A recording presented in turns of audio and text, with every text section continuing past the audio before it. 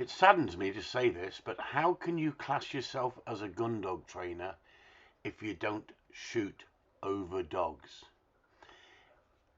You'd have no real concept of how to train a dog to what requirements is needed if you haven't got the skill set and you don't shoot over dogs yourself. You can't give them the experience that they need out in the field.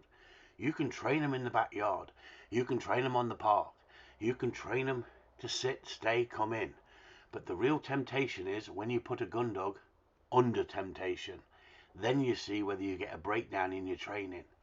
Now, all dogs, once trained, then need experience out in the field. You don't take them in the field before you train them. But once you've trained them, have you really got a trained gun dog at that point? In this video, you'll see a dog with experience and a young dog lacking experience. The dog is trained, but the dog now needs the experience out in the field. It's wonderful to take an experienced dog and give the young dog the chance to pick the bird, and if it doesn't pick the bird, then use the more experienced dog to pick the bird. Or if it's a difficult retrieve, let the older dog have the retrieve. When training with clients, it's nice to shoot over their dogs, and it's nice to see the standard of their dogs, and that's what this is all about. There's so many great pretenders out there pretending they're gun dog trainers when they haven't got a clue, and most of them are women, unfortunately. We get a few negative people trying to come into my world and trying to tell me what I'm doing wrong. When I'm training clients, when I'm training dogs, when I'm shooting, these people haven't got a clue. They don't shoot. They haven't got gun dogs. They've got pets. And they come into my world trying to tell me what I'm doing wrong. What you have to do, you have to ignore most of them because they've got nothing better to do. They're just sad, lonely people who are looking to cause a shitstorm somewhere along the lines. To have a hard-driven dog, you've got to have control. If you haven't got control, it's a nightmare. It's a waste of time going out hunting. You want to be able to find birds within gunshot. You want that dog to hunt where you've taught it to hunt, and yet use its natural ability. You've not suppressed it to the point it's scared to hunt. The whole point is it's confidence building for the dog, and it's confidence building for the client when you can shoot over your dog comfortably in any situation. Now, this cover is absolutely ideal. It's the right height for this day's shooting with these two dogs. So we've got Wiz out, who's got years and years of experience,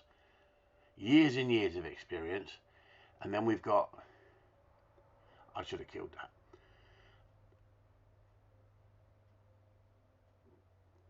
We've got a client out with his young dog that's been trained and now needs the experience in the field, and that's what we need to do. I love schooling dogs. I shoot over dogs as a necessity. I'm not a brilliant, I've shot that much over the years. I don't get a buzz from going out shooting, but we have the odd day where it's exciting and everything goes well on the day. But what this day was is to get that client's dog finding game, sitting steady when a bird was shot, and going for the retrieve when told. Unfortunately, some of the retrieves were a little bit too much for the dog and we had to use Wiz on them, but you'll see in the video that Wiz has to sit back and not get it straight away. Now, I sent Wiz on that one because I knew there was plenty of birds and the other dog was going to get plenty of birds, so I wanted that dog to sit still. So it sat still, the young dog, while Wiz is out there on that bird. Now, that's important because that dog's got to learn to switch off. If we give that dog everything that gets up in the air, a shot, kill it, the dog learns to run in. Even though you've taught it to sit, the temptation becomes so great. So what Kev is doing, Kev is making the dog, look, the dog moved, he's just taking the dog back there at that point. The dog moved once he saw us come back. See what happens there? Knocked a bird down on the edge, comes down on the hedge. Wiz has to sit there, and Kevin sends his dog. The steadiness isn't difficult for Wiz because he's done it hundreds of times, right? Because he's a great dog to take out. He's what we call a mid-pace dog. He's an easy dog to work, right? And he's been a pleasure to own. But out of all the dogs I've ever had, he'll only just come into that top 10, right? And I've had a lot of dogs, competition dogs, dogs of really high standards. Now, the more you give them out in the field, the more you work them in the field, the more experience they pick up. If you're not on the shoots picking up, and you're not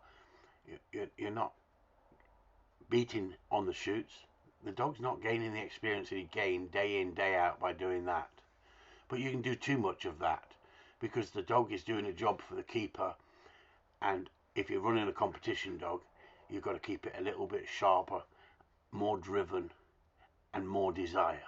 That's all the difference is. People say to me, oh, I don't want a trial dog, I only want a little shooting dog. That's a load of rubbish. A good trial dog is a good shooting dog if trained right. But not everybody trains them right. Some people just get them ready just for trials, and they don't put them through what I put them through. I believe a good dog should be an all-rounder. As simple as that. The temptation for these dogs working together is great. Look at Kevin's dog having to sit there while Wiz brings that back.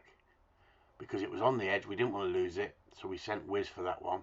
And Kevin's dog is learning to stay in close when birds take off, to stop and be steady.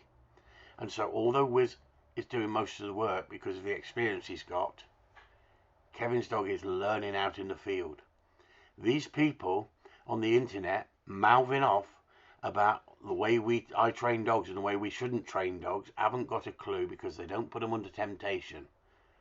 Right? They don't put them under great temptation. Right? They think they know what they're talking about when training a dog. They haven't got a clue. It's as simple as that. They're great pretenders. Some of them have never had a gun, never shot over a dog. They wouldn't have a clue what distance to shoot, when to shoot, safety. Safety is paramount when working dogs on a shoot, or working dogs together, or shooting at a trial. I've shot at trials, I've judged trials, I've won trials. You learn through experiences in life. That's how the dogs learn. The more they do in the field, the more they learn. But if you haven't trained them right, the more they'll come unstuck and they'll become self-employed. We don't want these dogs being self-employed. We want these dogs working for us, but using their natural ability. That is so important. And it's a pleasure to watch a good dog work. And it's also a pleasure to watch a young dog work. There, the young dog ran in there, look. But I said, leave him, give him the experience, because it was a difficult bird to pick, look. And he's dropped short, and he needs to get further back. So Wiz is sitting there, and Kev has come forward to try and put his dog on that bird. And that's not easy, but the dog had a better advantage. Even though he did run in, we didn't go out and punish the dog, because we wanted to give the dog the experience. The dog should have stopped, but when Kevin was blowing the stop whistle, I said, no, push him out, give him the experience, because we wanted him to have a find. We wanted him to have a couple of birds during the day, and that was important. So there's a bird took off, and that's not the bird, but didn't his dog stop nice? Like I said, great stop, Kev. It shows the training's there. He now needs experience. I always say it takes a dog a whole season, once you've trained him to a good standard, to then gain that experience to say you've got a fully trained gun dog. But those dogs are always learning. They become masters of their craft. If you have got your obedience in them at the right time, you haven't destroyed the drive and natural ability, but then you start to bring it all together. And the more the dog works for you and listens to you, the more confidence and the partnership gets better. It's as simple as that. Now, the thing is, that dog's going to struggle on that because he's a young dog. And it's not easy in this stuff. It's not in the open, is it? You're not dropping it in the field in the open. So what happens, we bring Wiz in, and we're not showing Kev up and the dog up. What we're doing, we're going to move on to the next lot of birds, because there's a lot of birds in this field. Great time to go and shooting. The cover was just right, and the more experience we give them, the better they become as a partnership, the two of them. Now, Kev could move forward at this point and go and help the dog. But what we really want to do is get this bird picked, because he's bringing it back in. Look, give it every chance. He's bringing it back in. The dog's on the scent. Look, he's got to listen to him. He's got to show his authority. He mustn't let him keep hunting when he asks him to come in. Look, come in, he says to him. Look. Now, Kev had hurt his leg at this point, so I think it was a little bit uncomfortable. I think he broke his leg and he was on the mend at this point. So then what we've done, we've gone and got Wiz, and we've sent Wiz out. And we want to look for that bird. Like I say, no pressure on Wiz and me now. But at the end of the day, I've pulled Kev in because I don't want the dog just running around like a headless chicken. Now, Wiz has sat there for quite a while. And now we want to push him back. And he has to listen in the direction I want him to go. But then he's got to use his natural ability and work it out for himself. So all I'm doing is getting him to the fall. Getting him to the fall of where the bird was and let him take the line and trust the dog. But I've got to get him back where I last saw the bird drop in. Else the dog will be running around the field. He may be putting up other birds. So I need to control him at that point and put him back and trust him then when he gets into the area where I thought the bird came down.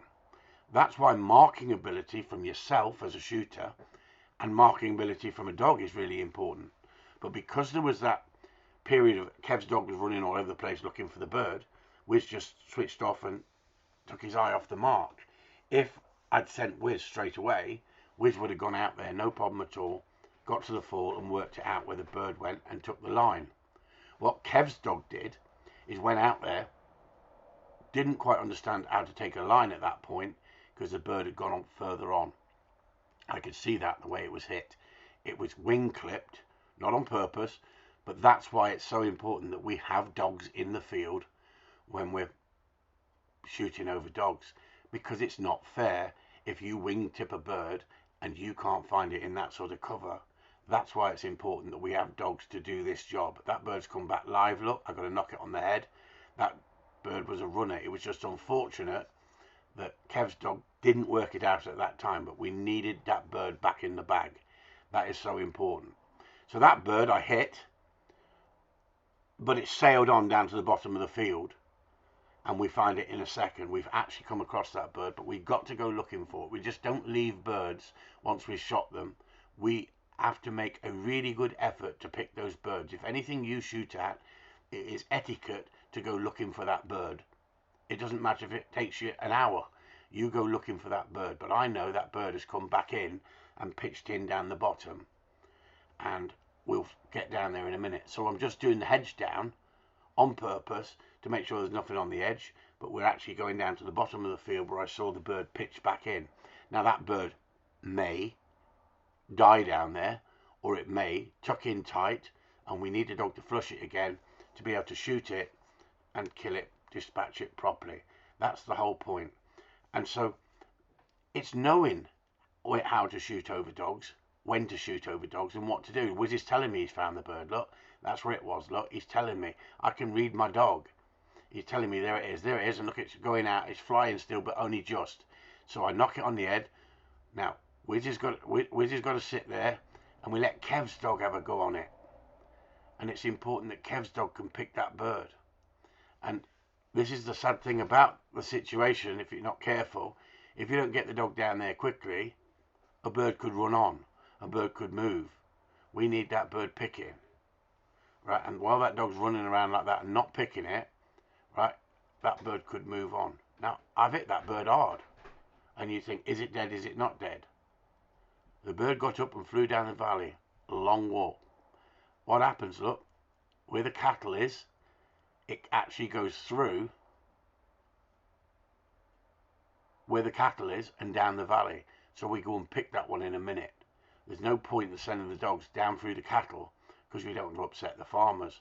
But these people who don't shoot over the dogs wouldn't have any understanding unless someone explained to them, because they think they know it all, but they haven't got a clue. How we keep in with these farmers is we don't hunt our dogs round their cattle. We are in a situation where we're privileged to be able to, there goes the bird, look. That was the bird, he got onto the bird, look, and that was such a shame. But we went down and picked it afterwards, and that's the important thing.